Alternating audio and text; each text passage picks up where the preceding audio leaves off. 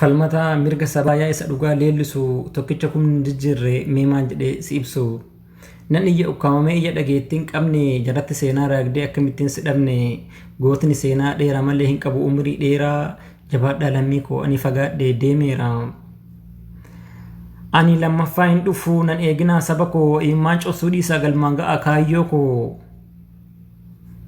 Guyyaa gafa wixataa badduu guyyaa abaarsaa gadheetu na nyaate duubannatti roobsee rasaasaa. Sobatu dhugaa moo'ee dachee qotee awwaalee si dhukkubanaan jedhanii anoo dhukkuba koon wallaalee. Dhugaatu dhukkubsatee sobatu hospitaala bane dhugaanis fayyuuf jedhee aangoo sobaatti amane.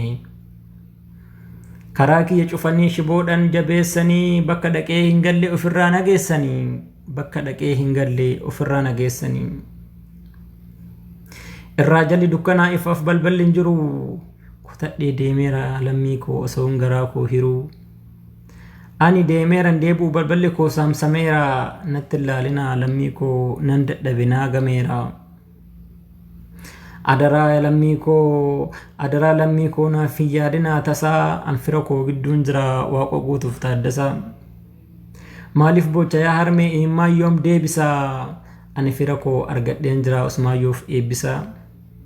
Isinis jabaadhaa lammii koo isin dhaanus garaanii biyya na barsiifataa jira weellisaa daadhii galaanii. Egaa harmee koo deessee guddattu obsi danda'ikaa osoo garaan keessi gubattu. Atis haadha manaa koo yaa faantuu damissee naaf guddis ijoollee koo adaraa sittin dhiise. Isinis